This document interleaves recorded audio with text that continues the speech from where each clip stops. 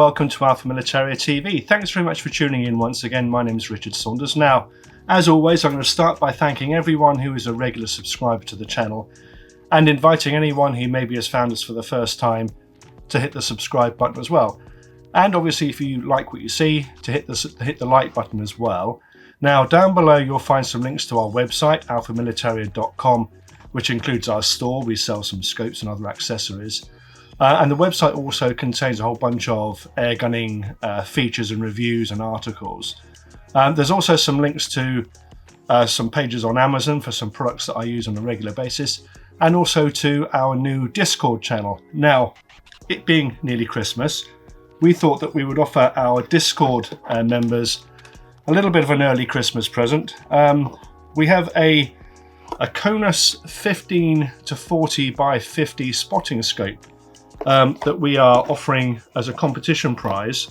Now, to enter the competition, all you need to do is go onto our Discord channel, look under the competition channel specifically, and then simply tell us what your dream air rifle and scope combination would be. If money were no object, what would be your ultimate air rifle and scope combination? Just put that into the competition channel on our Discord site, and we'll pick a random winner, and we'll let you know by the end of the month, end of December. Right, now then, back to our review today. This is another one of the more sort of budget end rifles that we've been looking at. It is the Crosman Mission, and it comes with a center point 4x32 scope, which is a sort of a bit of a cheapy scope, but actually is pretty clear. And the parallax works fine for air gunning distances. I've had this out on the range a little bit to do some plinking, and yeah, actually the image is pretty good. Now, this retails for around about £249, I believe, in the UK. Although if you shop around a little bit, you can get it a bit cheaper than that. And it's distributed in the UK by Range Right. Now, it's a gas ram rifle, and although it's a break barrel, it kind of fits the sort of the middle ground between a PCP rifle with a magazine and a break barrel that you have to load the pellets manually after each shot, because it has a magazine system up here.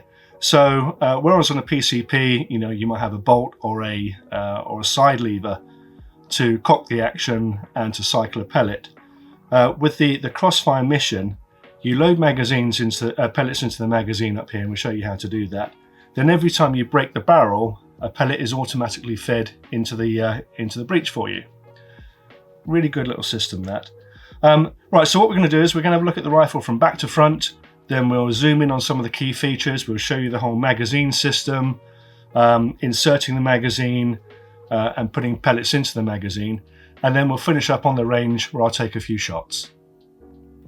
So the Crossfire Mission then, it's a full-size rifle, and it's also a full UK legal limit rifle as well, just under 12 foot-pounds. 1170 millimeters long, so it's quite a lengthy rifle, certainly adult size. And with the scope on board and the mounts as well, which come with it, you're looking around about 3.6 kilos or around about 8 pounds. So full length, full weight rifle. Now, it's only available in the UK right now as a 2.2, and the magazine takes 10 shots.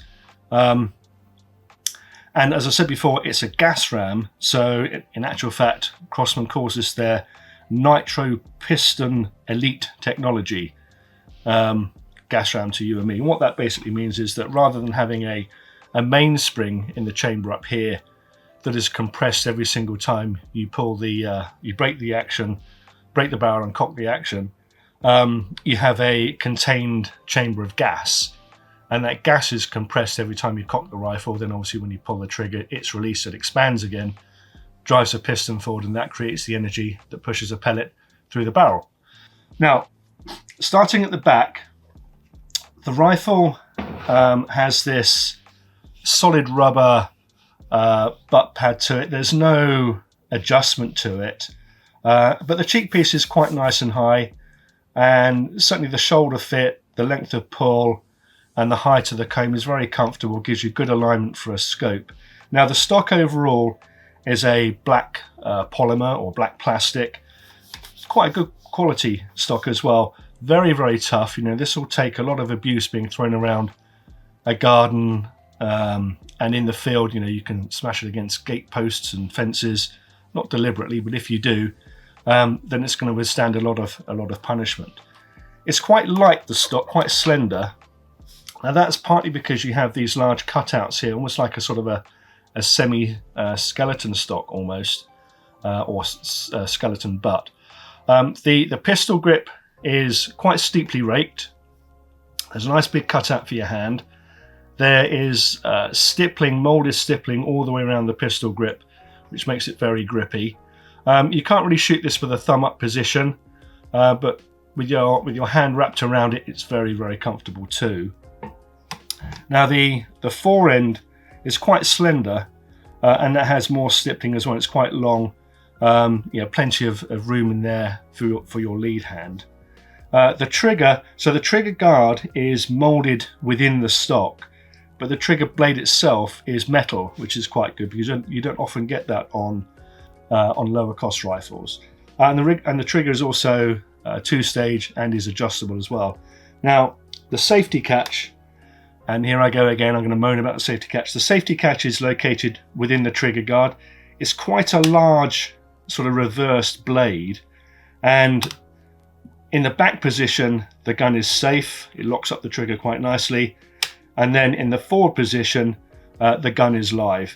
Now, as I said before, I don't really like safety catches within the trigger guard, but it is nice and big, and it does operate in a very, very positive way, and it's very easy to operate with your trigger finger as well.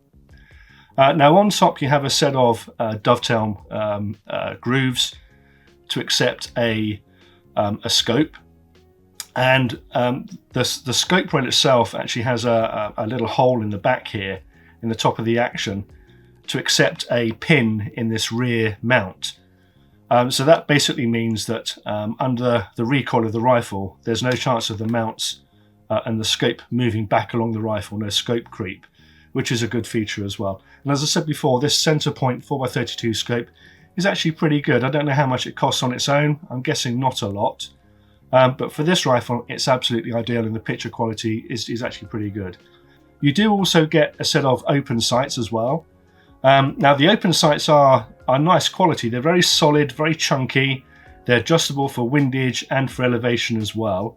And then there is a foresight at the front here, which is fixed. Now, one thing I would say is that if you are going to use this rifle with a scope, and most people probably will, especially as it comes with one, then you might want to look at removing this rear sight, because it does obscure the shot counter on the magazine. So with the rear sight in place, you can't see how many shots you've got left in the magazine through the shot counter. But obviously remove it and the problem disappears. Now the barrel itself is 530 millimeters long, and it has this Crosman Quiet Fire System barrel shroud, which is basically a large chunky plastic shroud that uncovers all of the barrel. Makes it look quite nice. It's quite nice and chunky. It certainly makes it very easy to cock as well. So I think that's all the key features on the rifle. What we do now is we'll go through the magazine system, loading it, inserting it, and removing it from the breech.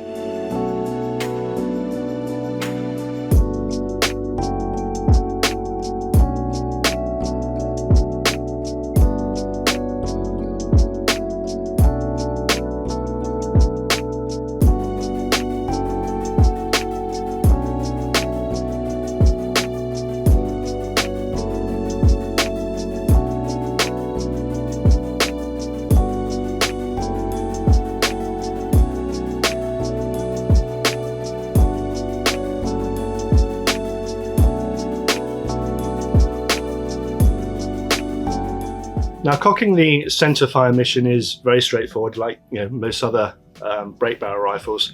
Just give the end of the barrel a tap to break the action, and then the actual cocking action itself is very smooth. There's no graunchiness at all, and it's quite light as well. Now, the safety catch is completely manual, so it won't come on when you cock the action. But what happens is there's a safety mechanism inside that means that when the barrel is in this sort of broken state, even if you pull the trigger, the barrel is not going to come flying up and trap any fingers, which is a really good safety feature. It does mean, though, that you can't decock the rifle. So there's no way that you can pull the trigger, hold the barrel and control it to go back up again. The only way that you can put the rifle into an uncocked state is to actually fire it. So if you find yourself with a pellet in the breech and you're going to be walking around and you'd rather the rifle was uncocked, just find a nice safe area, point the rifle down into the ground and with some nice soft earth, and discharge the rifle into the ground. Now the magazine is a little bit quirky, but you soon get used to it. Now it takes 10 shots in 2.2 and 12 shots in 1.77, although I should point out that the rifle is only available in 2.2 caliber in the UK right now. So for all intents and purposes, it's a 10-shot magazine. Now hopefully you can see right at the top here, there's like a little window, that's your shot counter, and there's a little sort of triangle with an exclamation mark inside that, which tells you when you're on your last shot, which is why you need to remove that rear open sight to be able to see that down the rifle. Now to put pellets in, and sorry, let me go back a little bit. Now there's also a little molded arrow in the magazine here. This is the back of the magazine that faces you, and there's a little molded arrow there that tells you that to insert pellets you need to rotate the drum in a clockwise direction.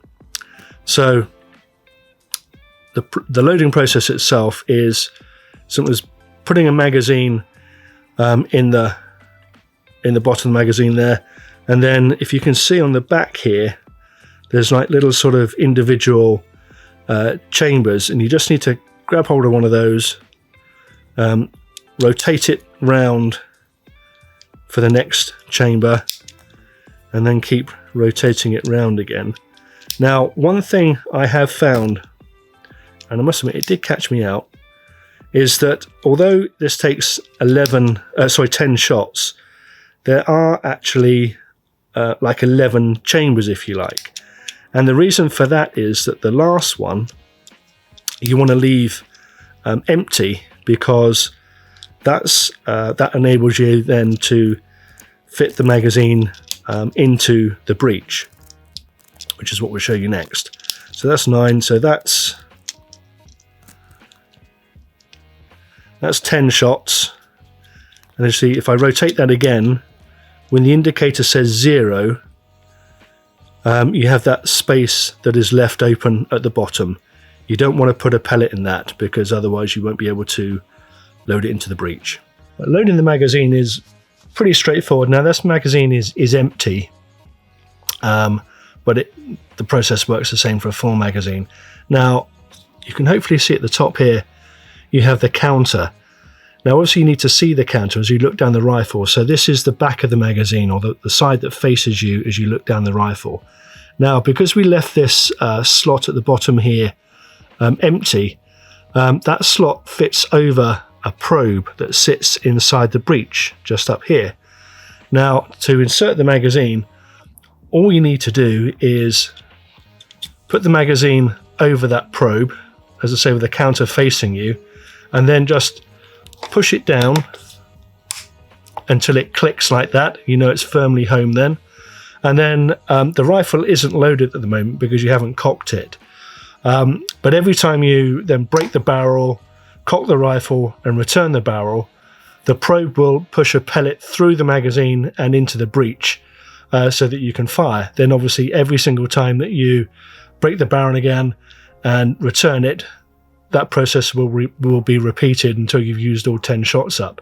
Then when you've finished and that counter is back at that triangle with the exclamation mark inside it in the pellet counter window, you know you're empty.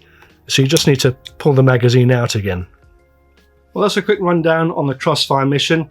Next stage is to take it down the range, put a few pellets through it and see how it shoots. So I come down to Reading Air Target Shooting Club once again to give the Crosman Mission a little bit of a test on the range. I set a target out at 30 meters, And I'm using, as ever, my favourite pellets, these, the Air Arms Diablo Field pellets, 22 caliber, 5.52mm size.